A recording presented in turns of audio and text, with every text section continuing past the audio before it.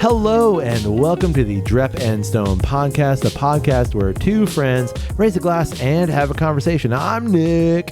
And I'm Kyle. Kyle, would you like to drink something with me? You know I would. Good, because I've got a bottle here. Kyle, this is the Smooth Ambler Contradiction. Yeah. That contradiction. Yeah, so this is a whiskey that I'm holding in my hand. I'm just reading from the bottle. It says this whiskey in your hand is a blend of straight bourbon whiskeys. Bourbon we distill in the mountains of West Virginia. Ooh. Bourbon we source. Oh, on them country roads. Mingled together beautifully. Ooh. It's a bold balancing act of flavors that enhance one another. There's a bit of a contradiction in every balance, a resolution to the draw of different forces, or in our case, different bourbons. Simply put, contradiction is a whiskey that's greater than the sum of its parts. Pour a little and see for yourself. Okay. I need to show you something on this bottle. Yep. Okay, first of all, it says it's distilled in West Virginia, Tennessee, and Indiana. Okay. Okay, but they define the word mingle. Why? It is a verb. Yeah. To unite or join. Why define the word mingle on your bourbon bottle? That's a good question. Like, of all the words. Like contradiction seems a bit more of a difficult yeah, word. that would make more sense to define that. Yeah. But mangle? What you mangling? Like, I ain't never heard that word, mangle. No. I don't know if that says more about the company or more about your bourbon drinker. Like jangle? Is that like a jangle? Is that a mangle I jangle? know, I just saw that and went, that's a bit weird. Why? Yeah, why did you define that? Okay. This was a gold medal winner from the Ultimate Spirits Challenge, the Ascot Awards, if you will, from 2022. Interesting. Yeah. This is a fresh crack, too. Has no relevance to this bottle, I would assume. Being a blend. I don't know. Good point. Never thought of it that way. I want to point out this is our third episode of the day, Kyle. I don't know. Nice contribution. Well, I can define mingle if that helps. You ready for me to open this bottle? Do it.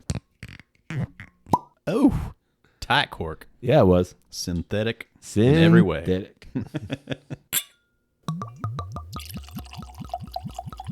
Hey now. Hey now. What does it classify itself as? It classifies itself as a bourbon. It's a blend of straight bourbon whiskeys. Blend of bourbon. That's what it says. Bourbon blend. It says it's made in Maxwellton, West Virginia. It is 46% ABV, 92 proof, non-chill filtered, and some government warnings and a whole bunch of other stuff on there. This was bottled by Jordan. It's batch number 498. Damn, Mike. Oh, Jordan. Oh, different Jordan. No. It is Mike. Oh, it is? Yeah. No. Number 23 himself. Put this one together. Yeah, absolutely. Thanks, Mike. It was Michael B. Jordan. Oh. Yeah. Which is still great. I mean, still, Oscar winner. Yeah. There's a little PeePee note on this. I didn't want to say it. Yeah, I mean, it's, color in the glass. It's bourbon colored. Yeah. Yeah, little, Like fresh PeePee. I don't know. I'm going to say little Porta-Potty. Ooh. July Porta-Potty. The hot pea. It's weird. That's weird. What is that note, though? It's weird. It's kind of pea nutty. Emphasis on the P. Heavy okay, pea. there you go. You're right. It's a little peanut butter. Yeah, a little peanut butter, a little roasted peanut, something sour. It does kind of remind me of a Beamy note. I mean, just that peanut alone will get you there. It kind of punches up a little bit with the proof, though. Like at 92, but it feels a little higher. Heavy corn. Definitely corn. Yeah, definitely got that cream corn happening. For sure. Slight toffee, but man, there's a bit of vinegar. Like what? Yeah, it's that PeePee. Huh. I got to tell you, like, I've had this bottle for a while. It's not been opened. Correct. So, like, it's a fresh bottle. Nothing wrong with it. Yeah. No, it's just like I've had this bottle for a while. It was actually kind of gifted to us by a company. Yep. I just never opened it. That accentuates flavors. Correct. Yeah. Which we really enjoyed. Yeah, it's weird. All right, I'm going in. All right. That's a blend of bourbon. Yeah. My question is, why? It's the reason we blend every other bourbon. Or they do. We've never done it. Because we have some left over and we just got to batch this stuff and like try and sell it? Yep. Okay. Isn't that the game? Yeah, that is the game. Yeah. At this point in time, like, dare I say it before you even open the bottle? Yeah. Like, this is exactly what I expected. 100%. Yeah, absolutely. Just a blended bourbon, who knows what it is? Yeah. Is there anything remarkable about it? Nope. No. Is there anything like that it is accentuated, that is like interesting? It's just blended bourbon. It's just baseline. There is a bit of a bitter that I don't hate on the end. And I'm still going to say it punches up. Like it's 92, but it feels like it's higher. But that's it.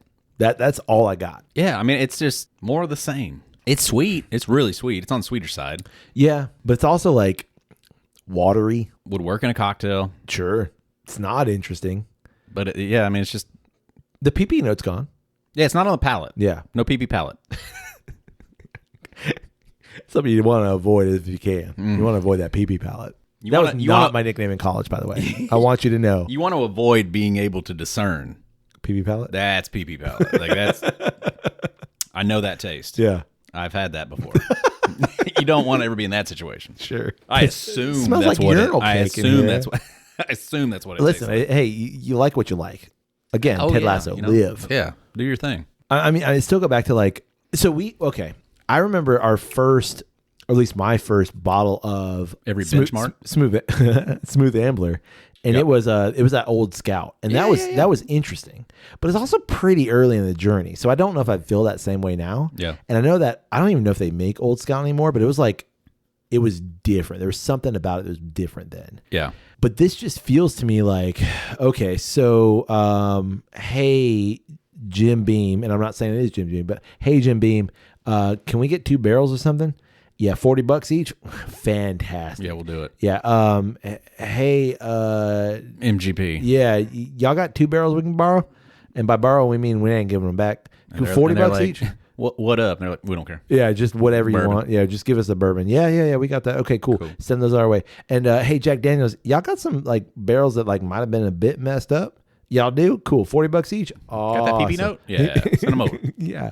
And so like, okay, so we've got 6 barrels now, and we're blending these 6 barrels, but are they leftovers? Do we not care? Like, it's not terrible. It's not the worst thing I've ever tried, but like, no, it's bourbon neutral. Like, I mean, it's just that kind of thing. I think that's just the game. Like, I think it is just like, let's put something together, give it a story and a weird mingle, and throw it in a bottle, and let's sell it until we don't have any more of it. Yeah, but you don't even have a weird story. Like, okay, I think of Chattanooga.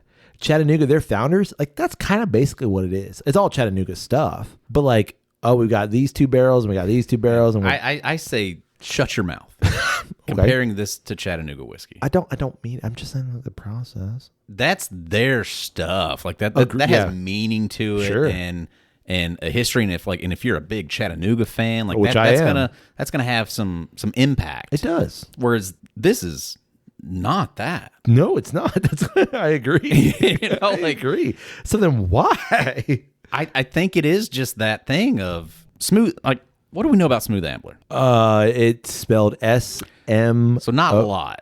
Like, I wonder, where do they fit into this whole game? Like, are they just a label and they're just putting stuff together? Like, it's frustrating. Smooth Ambler was founded by John Little and his father-in-law in West Virginia in 2009. And then Pernod Ricard bought it in 2016. John Little remained CEO and continues to lead the company following the acquisition. So it's owned by a massive corporation. Cool. Yeah.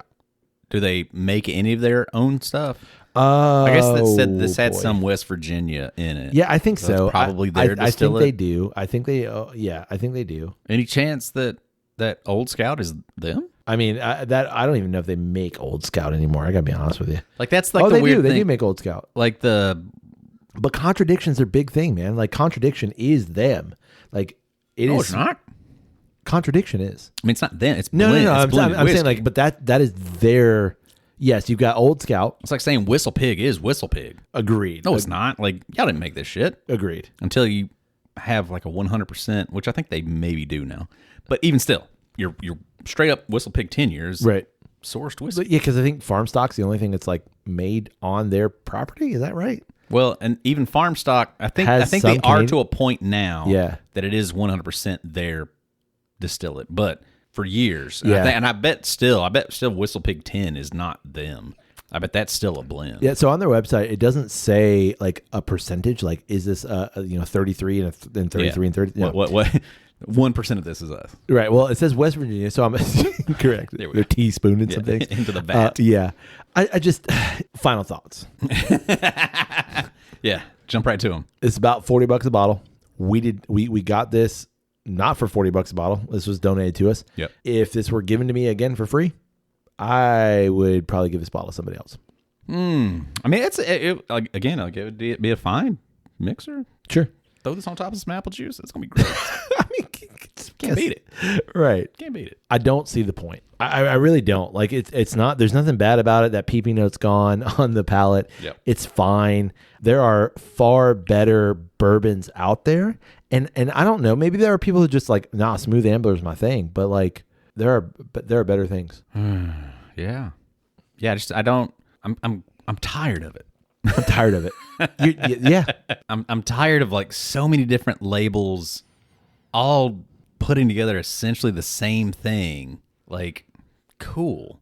Like, I'm just so much more interested at this point in what are you doing specifically that's doing something interesting? Take your 3 blended bourbons, put one in an Oloroso cask, put one in a mezcal cask, and keep one as a bourbon cask. Chuck those 3 things together, vat them together, blend it up, use your magic bullet and blend it up, whatever. Give me something interesting. Because now, okay, I can see, it might be complete crap, but I can see you're trying to do something cool.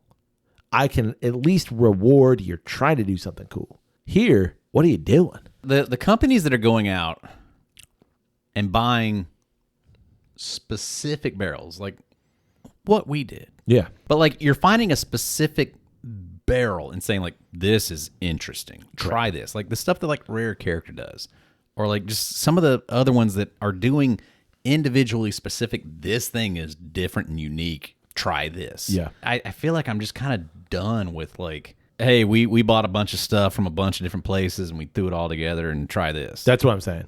I'm not interested in that anymore. Unless that product is indeed greater than the sum of its parts, and this is not. If you it's hard did to think of like an example that does that. Something like Union Road by W.D. O'Connell, which I recognize like totally different style of whiskey, like all that's yes, but like you did something and you curated it and like, oh, that product is at the very least different. Yeah. If you were to give this to somebody and say, hey, you taste 3 bourbons? No. You know what I mean? Yeah. No, I get it. I like, I more and more find myself in that space, specifically with bourbon anyway. Right. Yeah. This is just fine. Boring. Yeah, it's boring. You know what's not boring, though? What's that? The conversation we're about to have. Oh, shit. You're probably right. Wow. Now that came in strong. Absolutely bored everybody out of like our PeePee whiskey. What are we going to talk about, Nick? Well, depending on when this episode comes out, because, who knows? Yeah. A couple weeks ago. Could be 2028. We lost this file and we rediscovered it. Yeah. Oh, my God, we've got an episode. It's happened. We're good. Yeah. We need an episode. Right. And, what? We got this one in the back pocket. Yeah. Here we go. So a couple weeks ago, in terms of when we're recording this, we actually talked about a trip that I took to the Mouse House to Disney. Yep. Experienced like the kind of the 12-hour grueling. What is the current day at a theme park? Correct. Yeah. And like, I love that time. I just want to say it again. Spending time with my sister and my wife, and like, that was fun. But in that, like, my brain, it's like, like a hamster wheel. Always turning. Yeah, it's moving. That hamster is svelte. Right. He is working. Yeah. You know what I'm saying? And I'm thinking, I'm looking around, and I'm like, I'm a little judgmental. I just am. You're noticing things. I'm noticing things. I'm taking stock. Yeah. Commentary is happening within your moral compass. Yeah.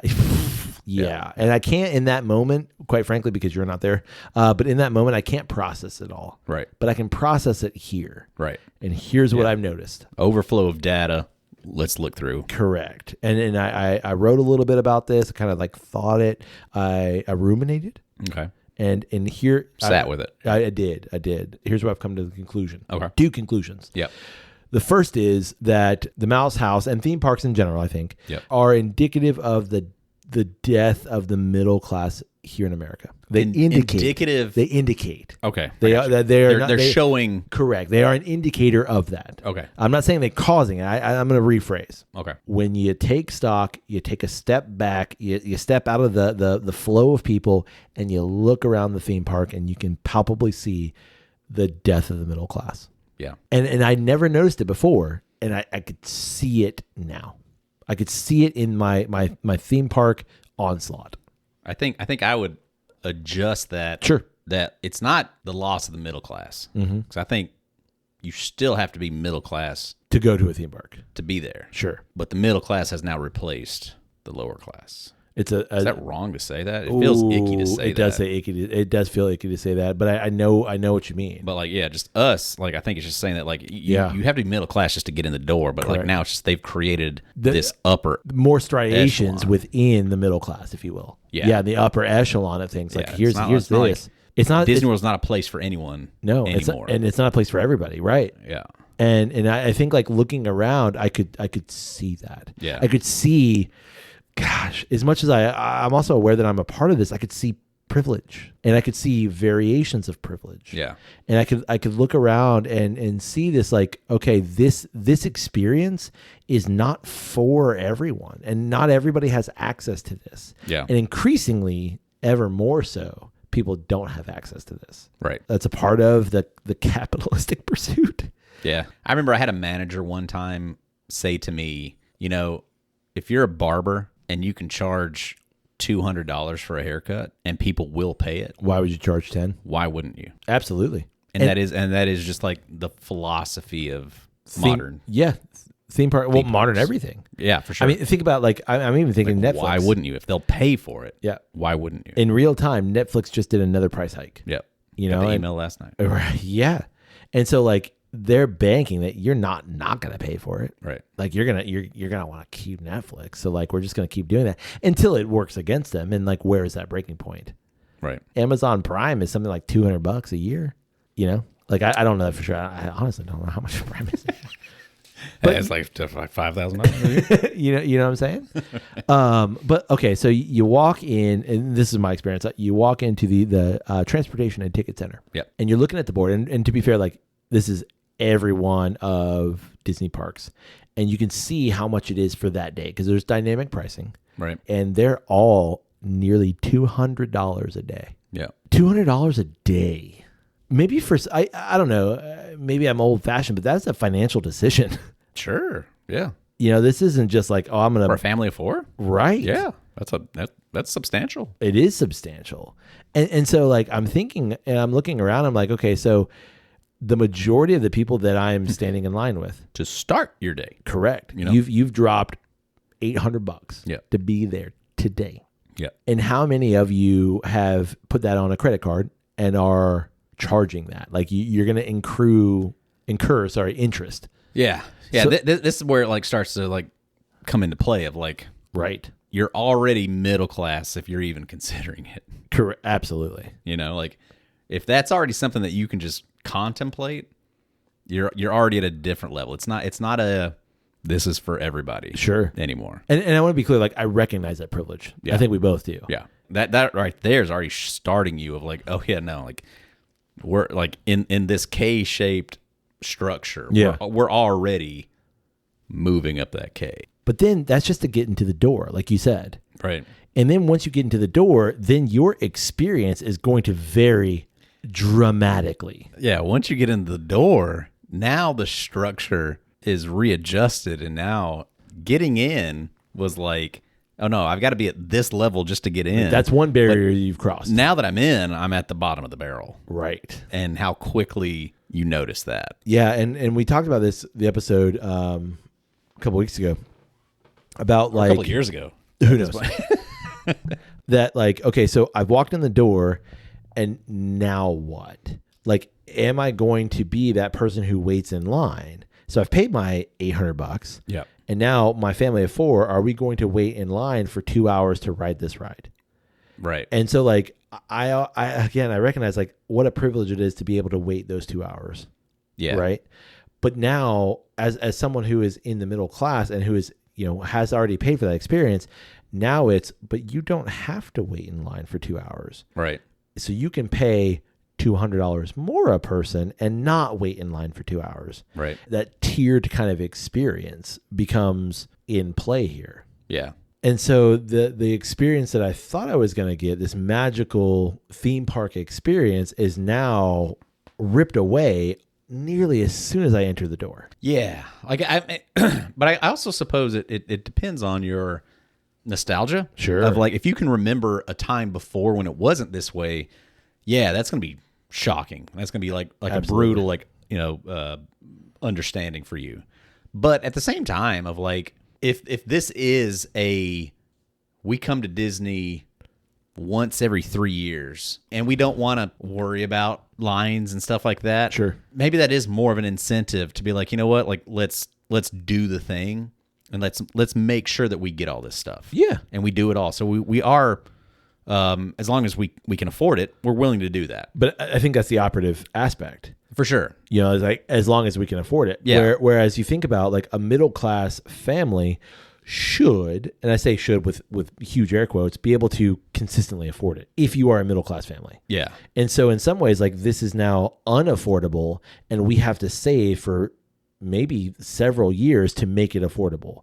So then, yeah, we absolutely have to maximize that time, and spending an extra $200 is enabling us to maximize that time. Yeah. When 10, 20 years ago, the middle class could afford that regardless. And so that striation then begins to happen where now a squarely middle class family has to make that decision of, where do I spend that money? Do I save up that money? Right. To be able to engage in this thing. Right. I think you see it too in like food. There are multiple experiences in every theme park regarding food. I think food is like the one thing that hasn't really changed. Yeah. Like I think food specifically has always been a thing of like, hey, we're going to pack our stuff. Like we're going to make sandwiches and take those into the park. Yeah. And we're going to save a lot of money on food. Right. Because we're not going to pay, $20 for a hamburger. We're gonna pack a bologna sandwich and we're gonna take that in.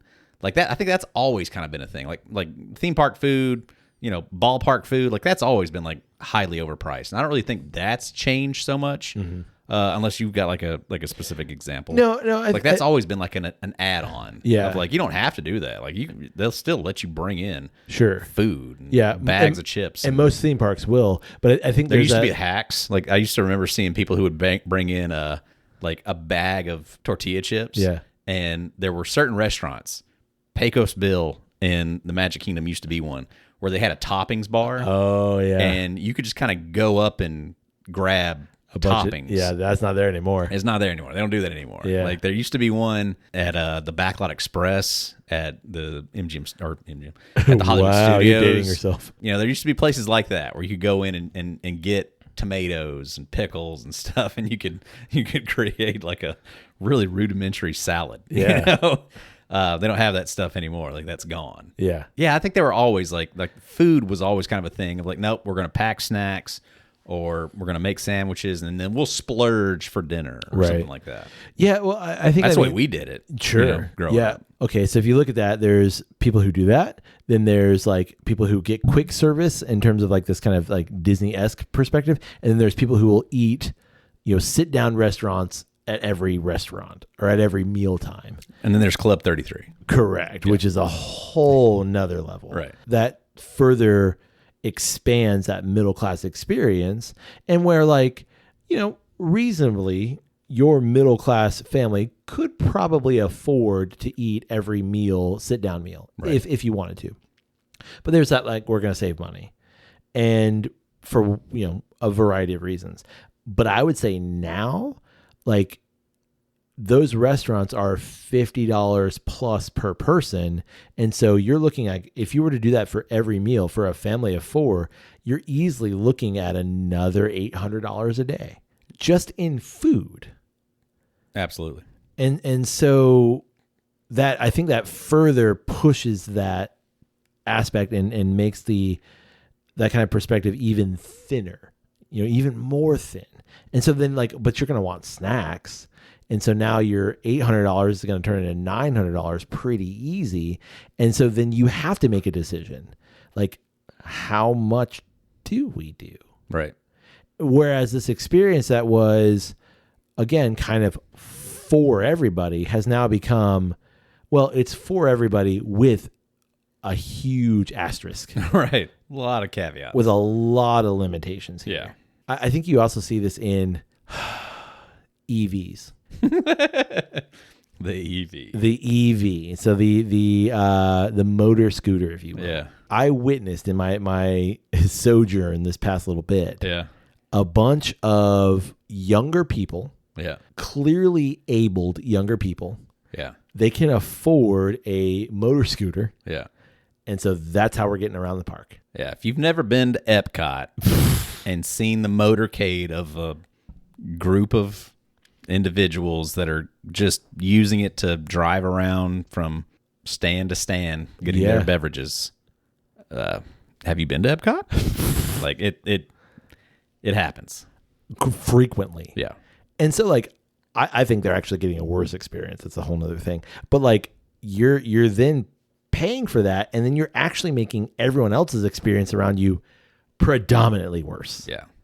Because now you're beeping at people, and now you're trying to bob and weave through traffic, and man. Yeah. But it's because you can pay for that. Yeah.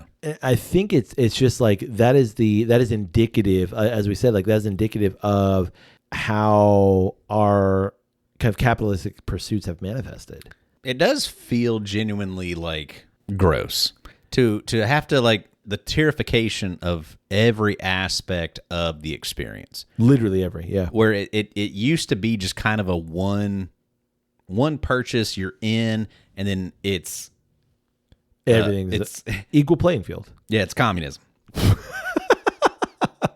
You get in and everybody gets an equal opportunity at the experience. Right. Space Mountain's going to be a 2-hour wait, but if you want to do Space Mountain today, that's just the price of the experience. And that's the same for everybody, regardless of stature. But now to add in the thing of oh, well, if you've got an extra $50 and you don't want to wait in this line, we can take care of that for you. Yeah. It is just kind of a icky kind of a thing where you just kind of feel like if we can get in, it should just be an even playing field. So the fact that you find every opportunity to have that not be the case is just kind of because it becomes relevant immediately, and you start to feel it immediately. Okay, so another example, I watched a fireworks show. Mm-hmm. Okay, yeah, and if you want to get a good seat or a good standing place for this fireworks show, which occurs at 9:30, right, you're gonna have to be there 7. Yeah, okay, but if you pay $100, $120, you can get this dinner package thing. You get desserts and some drinks and champagne, stuff like that, and then we usher you into a exclusive spot that's prime spot to watch this fireworks show. Yeah. It's a fireworks show. Everybody has access to this fireworks show if you've paid your money. Yeah. But me, Carol, and my sister, we stood towards the back behind a tree. It was a fine spot, but then you're looking at those people up there and you're yeah, they got toasting each other. Oh yeah. Y'all got a great spot up there. Yeah. Why can't I have that great spot? Yeah. And I oh man, as I say this, I recognize well, you could have paid for that spot if you wanted it. If that was worth it to you, you could have paid for it. Sure. Yeah. Sure. But it's not. So I didn't. So I didn't. Yeah. I think what we're getting at here is so the death of the middle class is evident in that people can't afford that anymore. So it's only those upper class or maybe upper middle class people that can afford those experiences. So then you're pricing out I'm going to say your base. That is that kind of middle class experience. And so those people are going to be well, dang. Magic ruined. Dang. I mean, I think Disney specifically is going to be very in tune Sure. to that kind of stuff and to see how far they can push it. Oh yeah. Like if it got to a point where it's like, like people can't afford that thing anymore, then they probably would kind of like, ooh, all right, maybe we should back up on that. Like, Yeah. Like they just announced the other day of like they're going to do half day tickets Yeah. this summer. Do you see that? No, I didn't see Like that. after 2:00 be a different price. And I think they used to do that at Epcot way Right. back in the day. They used to do like a half day thing where you could just go in. Couple hours. Yeah, and do like a half day at Epcot. Yeah. Like I remember that back in like eons ago. But like Disney's gonna be always like hyper sensitive of that kind of stuff. And like at the point that it doesn't make sense anymore, then they'll be quick to But I think we can do better. I want to throw something at you though. Yes, I agree. And that works in a sensibility of people that don't have that. I'm just going to put it on a credit card and I'm just going to keep charging that credit card and rack up a bunch of debt. Whereas now the general accepted perspective of the, I'm going to say average American is like, I don't care. Like I'm in so much debt anyway. I'm just going to keep racking up that debt. So I'm going to keep paying for the thing, even though that word you said, affordability, that thing is very clearly not affordable to me. But I need to maintain, or I want that experience. I'm going to pay. I'm going to allow myself to indulge in that experience because I can say like, I mean, the thing that we all do. Oh, I only, it's a once in a lifetime. I only get to live one time. So like, money be damned and personal finances be damned. I'm going to pay for the thing. Right. And of course, Disney's going to be like, hell yeah. Any theme park, any company's going to be like, sure. If you're willing to pay for it, we're willing to give you that experience with no thought of, but that word affordability, where does that affordable end and where are you just racking up more debt? And so like that, then that also creates more of a shrinking middle class too, because it's not affordable. Right. It's not on Disney necessarily to decide. It's on the consumer. For sure. In the capitalistic pursuit, it's Yes. on the consumer. Yeah. But in my experience, man, the consumer is not intelligent enough to do that. I mean, completely agree. And like it is that take of it again, it feels awkward and it Yes. feels Icky. unnecessary to like make it everything is broken down into this level of accessibility. And it's only, but I mean, at the same time, like that's kind of everything. And it's always been that way. It's just that wasn't always the way the theme park was structured. And just the fact that now it is. And you can, and it's palpable. Is uncomfortable. Right. Well, and I could very easily, like, I don't want to, beat a dead horse here, but I could very easily see them going like, well, you want to ride in the front of Pirates of the Caribbean? That's like $20. We can do that, but yeah. But if you want to ride in the back, that's also an extra $20. And which, like you just said, like airlines have been doing this for years, right? Like, that's no different, right? But I think it's because of that. Oh yeah, you want to do Space Mountain first class? We got that. Yeah, for sure. Yeah. And so, but I think it's that like, or the equality that kind of like is the theme park. Now that you've chipped away at that, what is the last bastion of that? Right. Like at what point does like the company itself say that's too far? Right. We can't take it that far, and I don't think there is a limit to that. Yeah, as long as it's profitable. As long as hell, man. Like we went to a movie a couple weeks ago, and I almost, when I bought those tickets, I was almost like, so those tickets that are like dead center, right in front of the screen, are those gonna be like $5? And then the ones like the good seats that we're gonna sit at, are those gonna be $15? Was it? No, it wasn't that way. I was gonna say, like, I didn't know they were doing that yet. No, but like some theaters do. See, that's already a thing. Yeah, some theaters do that. I was like, oh my god. No, it wasn't. Do they do that? No, now? they didn't. But like, whoa.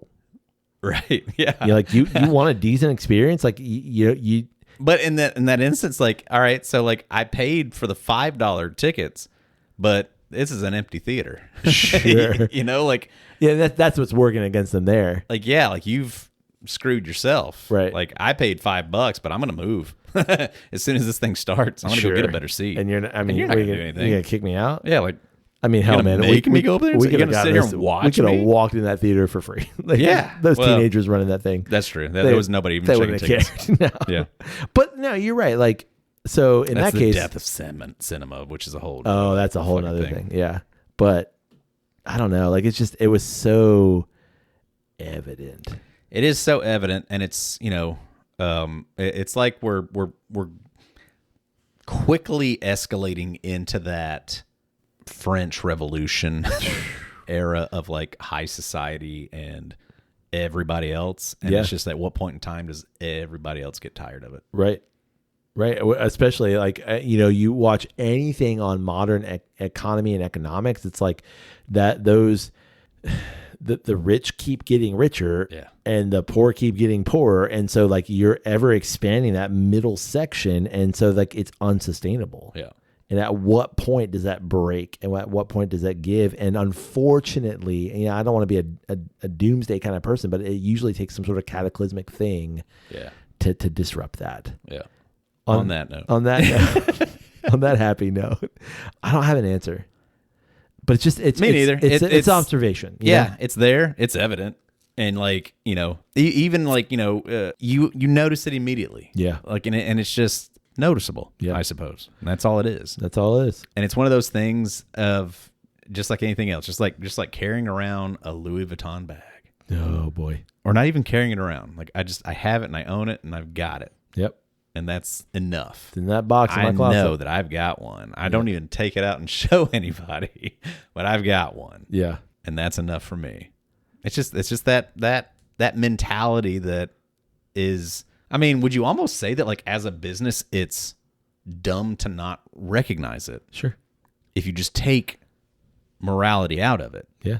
Financially, it makes sense. Like, yeah, no, like we've got to That's play. That's our play. That's it. That's all we got. It's just. I think it's different specifically with Disney because it's very clearly from the founder what the intentions were, and this is not it. That, and I think it's so Disney has become so. Maybe here's what it is: Disney has positioned itself as such an nostalgic American identity. Yeah.